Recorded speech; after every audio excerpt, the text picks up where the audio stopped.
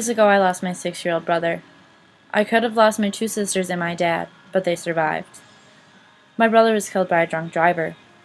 I want to share a story with you that I wrote about what happened that day, and I hope it'll help you, change you, and inspire you to do something about drinking and driving. It began as a normal day, the second day of my junior year in high school. I am normally a happy and fun person to be around, but I felt like something was wrong. Something just wasn't right, and I just didn't know what it was. Little did I know that the event that could have happened would change me to who I am today and who I will be in the future. I was at my swim meet in Elkhorn helping coach because I had shoulder surgery 3 weeks earlier. And as I was helping everyone get into the locker room when the meet was over, I was stopped by my coach's husband. He told me that I had to leave with him right away, so I went to grab my stuff, not knowing what was going on. Then I looked at my phone to see if my mom had kept me updated on how my sister's volleyball team was doing. But as I clicked to see if I had any calls or messages from my mom, I opened a message from her that said, "Trey has been hit by a car." There were also several missed calls from her. So not knowing how severe it was, I called her back, and I heard her voice panicked and yelling, "There's been a car accident. Trey is fighting for his life. Be strong and pray hard. I love you." When we got off the phone, I broke down into tears. I thought the worst thing could have happened. My brother was dead or was going to die. While I was crying, my coach's kids, Anna and Sarah, helped me get into the car. Because my eyes were so full of tears at this point, I couldn't see anything. We were halfway back to my house when my mom called again, and all I could hear were the sirens in the background from the ambulances, and my mom say, "Family friends are on the way to get you. They are taking you to Waukesha Memorial Hospital. That is where they are taking Trey."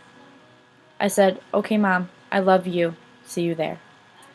Finally, when I reached my house, when I went inside, I grabbed my blanket, stuffed dog, phone charger, and a picture of my little brother and sister. When the family friends finally arrived, they grabbed my stuff, threw it in the car, and told me to sit in the front seat. All the way there, I listened to music and staring at the picture and praying that Trey was okay, and that he was going to stay alive. When we finally reached the hospital, my heart racing, eyes full of tears, and palms sweating. The family friend pulled up to the emergency doors. I jumped out and ran right into the hospital. I stood there thinking, where are they? Where are Kendall, Rosie, my dad, and my mom? The wife was close behind me, and she asked the nurse behind the counter where I should go, and I told her that I was part of the Kyler family. The nurse immediately jumped up from behind the counter and took me into the quiet room, where the family friends and I would sit and wait. But as soon as I sat down, a local social worker introduced herself to me, and as she was just about to explain to me what was going on, my mom came into the room and was saying, "He took my baby." When I saw her and heard that, I just started crying even harder, because I knew my brother was never coming back. So my mom asked me, "Brittany, do you want to go and see your brother?" I said yes. In between breaths, my mom then said, "Brittany, you know you're going to have to stay strong and calm if you want to see him." I just nodded, then grabbed my mom's hand, and we started walking into the ER area. My mom asked the nurse, "How are Rosie, Kendall, and Mike?" I said, "What? They were in the car too?" Because all my mom did was tell me about Trey. The nurse said that they were having tests done and she didn't know for sure yet. I looked over at my mom, and when we were at the room where Trey was, I saw Grandma J on the opposite side of where Trey's body was. Once I saw Trey, without even going into the room, I all of a sudden collapsed on the floor. All I remember yelling when I collapsed was, "Why? He was only 6 years old." And I remembered that there were 3 nurses there trying to calm me down.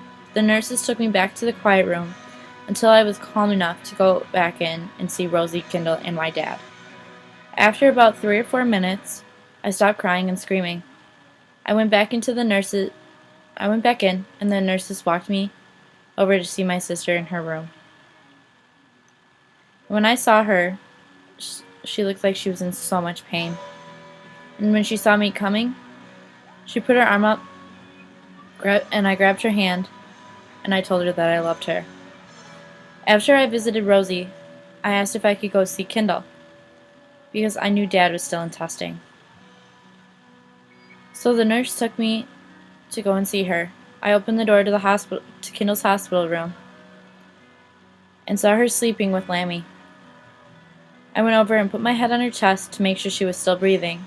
I told her that I loved her and I want her to be better. An hour or so after Kendall, I went back out into the waiting room and more people were there. Family, friends. Because they must have gotten calls from my mom or my grandma.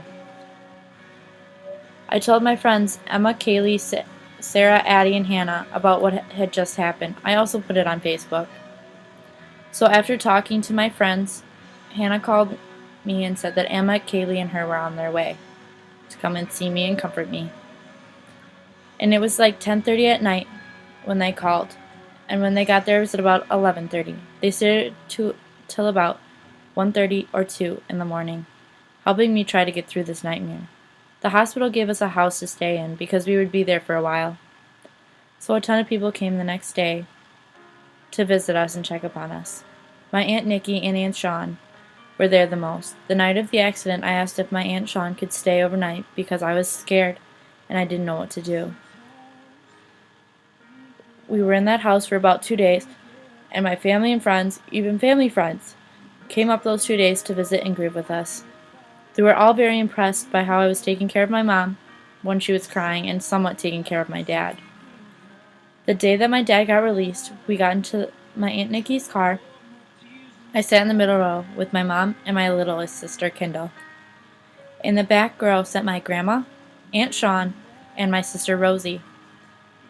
While we were just pulling out of the driveway, I heard my little sister say, "Mommy, are we going to crash again?" My mom said, holding back tears, "No, honey. Aunt Nikki said she would drive very safely and pay very good attention to the road."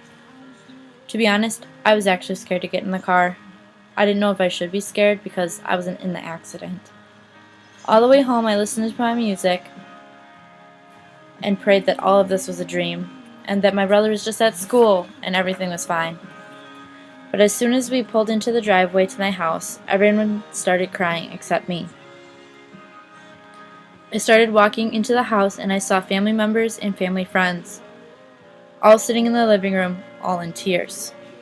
I was in so much shock that I didn't know why people were crying or what was going on. After my mom and dad were in the house, they went right to my brother Trey's room. I went and got the phone book and a phone and went and sat in my mom and dad's room and tried to call the local Catholic church to see if they could have a priest come and bless my brother's room. I couldn't get a hold of the priest, so I ended up calling my mom's work. She works as a principal. But the only thing about this church was that she was 20 to 30 minutes away in Jefferson.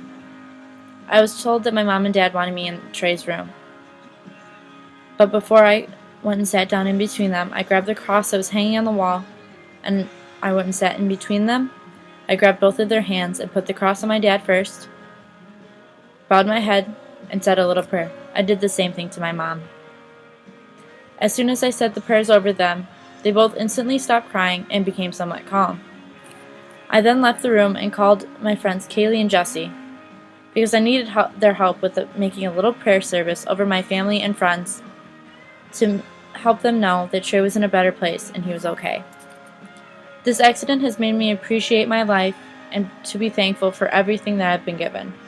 It's so sad that something so tragic had to happen to make me realize what I've been given. I will never forget my 6-year-old brother and what he taught me about life. I've learned that going on without my brother is going to be hard, but trying to stay positive or doing things in his honor will help me get through this pain that I have in my heart. I've attended 3 or 4 court cases so far.